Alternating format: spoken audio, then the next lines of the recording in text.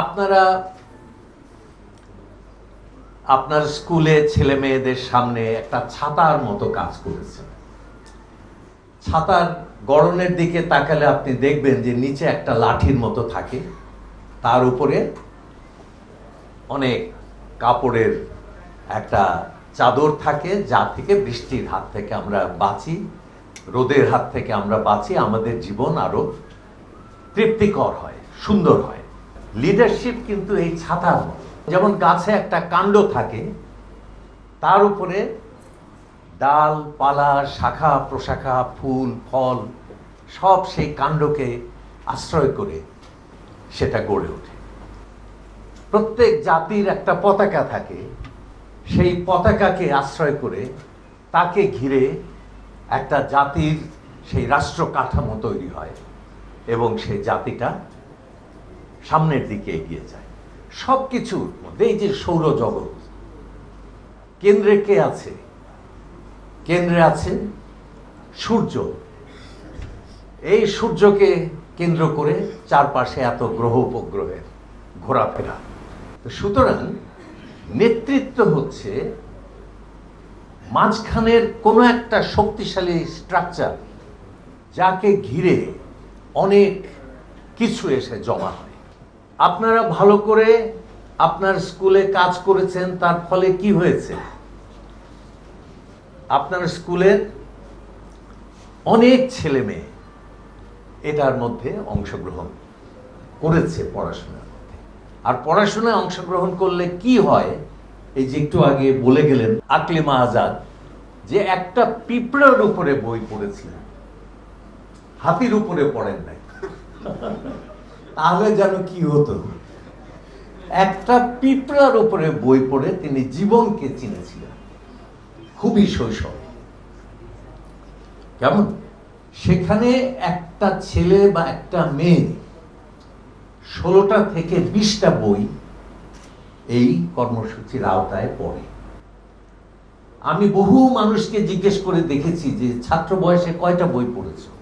আমি দেখেছি যে 2টো 3টা, ওই যে উনি একটার কথা বললেন, আমাদের শেষ পর্যন্ত যদি হিসাব বার করি তাই হয়। সেখানে যদি একটা ছেলে বা একটা মেয়ে সে যদি 80টা বই পড়ে বের হয়ে যায় স্কুল থেকে, তার দৃষ্টিভঙ্গি, তার মূল্যবোধ, কারণ সমস্ত বই লেখকরা লেখেন কোনো একটা স্বপ্নের কথা, কোনো একটা বড় কথা মানব জাতিকে জানানোর জন্য। শুধু পার্থক্য কি আমাদের সঙ্গে? আমরা সেই কথাটাকে সরাসরি ভোতাভাবে বলি, আর বড় বড় লেখকরা বিচূর্ণিতভাবে সূক্ষ্ম সূক্ষ্ম ইঙ্গিতের মধ্য দিয়ে, ইশারার মধ্য দিয়ে মানুষের রক্তে রক্তে ঢুকিয়ে দেয়। তো সেই বইগুলো যদি 80টা বই একটা ছেলে বা একটা মেয়ে তার স্কুল জীবনে পড়তে পারে, তার জন্য পরবর্তীকালে আর কিছু না করলেও হবে। সে স্কলার হবে না, সে বিরাট একটা জ্ঞানবান মানুষ হয়তো হবে না, কিন্তু তার হৃদয়টা উন্নত হবে।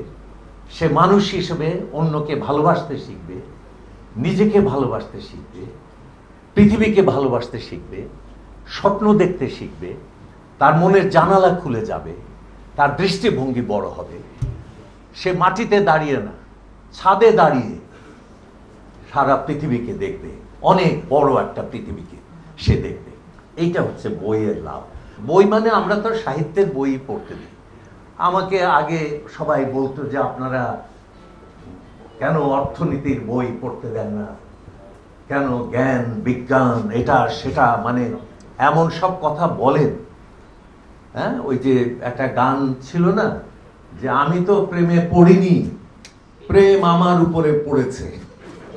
আমি বললাম যে প্রেমের ওজনটা কত ছিল ভাই, তুমি কি আছো এখন? তো জ্ঞান বিজ্ঞান, আরে বাবা রে বাবা, বাচ্চা ছেলে কচি ছেলে মেয়েরা আমাদের কাছে আসছে, আমরা তাদের হাতে তুলে দেবো আনন্দের বই, মজার বই, হাসির বই, কিন্তু তার মধ্য দিয়ে সেই উন্নত জীবন, বড় জীবন তার রক্তের মধ্যে সঞ্চারিত হতে থাকবে। সেই জীবন, সেই জিনিস আমরা তাদেরকে দেব, তাহলে না তারা সত্যি সত্যি বড় হয়ে যাবে। সেই সময় যদি তার হাতে দর্শন বিজ্ঞান দেওয়া যায়? সব কিছুরই তো বয়স আছে। সেই জন্য এই যে কিশোর কিশোরী তরুণ তরুণীরা আসছে, তাদেরকে আমাদের আনন্দের কথা বলে ডাক দিতে হবে। যেইখানে এসো, এখানে আনন্দ আছে, এখানে স্বপ্ন আছে, এখানে মজা আছে, এখানে হাসি আছে, এখানে তোমার জীবন আছে। কেমন? এইটা বলতে পারলে তারা একবার যদি উদ্বুদ্ধ হয়ে যায়, তারপরে আর তাকে দর্শন বিজ্ঞান পড়ানোর জন্য আর আমাদের চেষ্টা করার দরকার নেই। সে নিজেই তখন পড়তে শুরু করে। তো আমি শেষ করি। আমি যখন আগে বিশ্ব সাহিত্য কেন্দ্রের শাখা খোলার জন্য সারা দেশে ঘুরতাম, এক এক জায়গায় যেতাম, আর বলতো, কোথায় এলেন ভাই এইসব বই টই নিয়ে? এখানে কি মানুষ আছে? এ তো সব জানোয়ার। কেমন? এখানে কি করতে এসছেন? কিন্তু পরে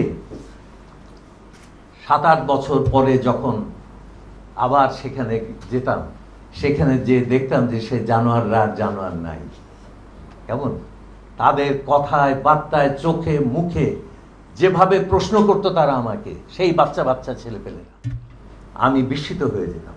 তখন তাদের আমি ডেকে বলতাম যে, দেখেন, আপনি তো জানোয়ার জানোয়ার করেছিলেন, সেই জানোয়ারের মধ্যে কত দেবতা, কত দেবদূত আছে, আপনি তাকিয়ে দেখেন। আপনার চারপাশেও কিন্তু সেই দেবদূতেরা আছে। আপনি একটা গল্প দিয়ে শেষ করি ছোট্ট। ওই যে বিউটি অ্যান্ড দ্য বিস্ট, একটা বিউটি অ্যান্ড দ্য বিস্ট নামে একটা গল্প আছে না, ফ্রেঞ্চ রূপকথার একটা গল্প। সেখানে একটা রাজপুত্র ছিল, সে অভিশপ্ত হয়েছিল। কি অভিশাপ তার?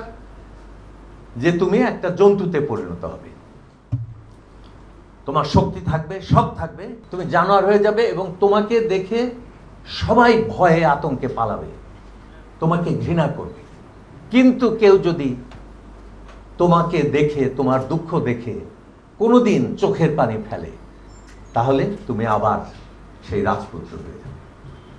তো সেই জন্তুটা সেই বিউটির প্রেমে পড়ল, বিউটিকে তার বাড়িতে নিয়ে আসলো। বিউটি তো নাম থেকেই বোঝা যাচ্ছে যে সে রূপসী।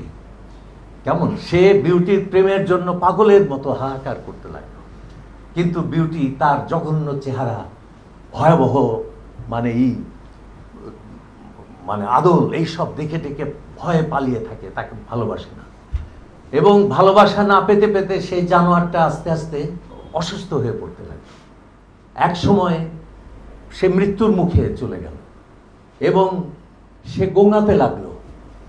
বিউটি যাচ্ছিল পাশ দিয়ে, হঠাৎ তার গোঙানির শব্দ শুনে সে ঢুকলো ভেতরে এবং ওই জানোয়ারটাকে গোঙাতে দেখে, কোঁকাতে দেখে বিউটির মনটা হঠাৎ দুর্বল হয়ে গেল, কোমল হয়ে গেল।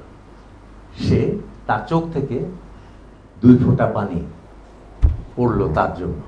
সঙ্গে সঙ্গে দেখা গেল সেই জানোয়ারের ভেতর থেকে একটা রাজপুত্র, সুদর্শন, খুবই সুদর্শন, বিউটির সঙ্গে মানানসই হবে, কেমন? সে উঠে দাঁড়াল। তা আমরা যাদের জানোয়ার বলি, তাদের প্রত্যেকের মধ্যে কিন্তু ওই রাজপুত্র বসে আছে।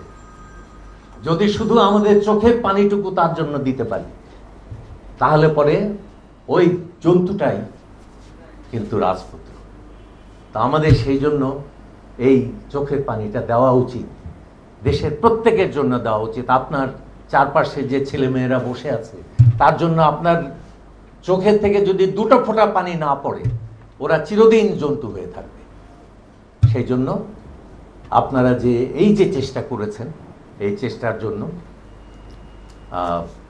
আমি আপনাদের অভিনন্দন জানাই এবং এই চেষ্টা যেন অব্যাহত থাকে দেশের প্রত্যেকটা জায়গায়, যেন এটা সফল হয় এবং আগামী বাংলাদেশ যেন একটা আলোকিত বাংলাদেশে পরিণত হয়।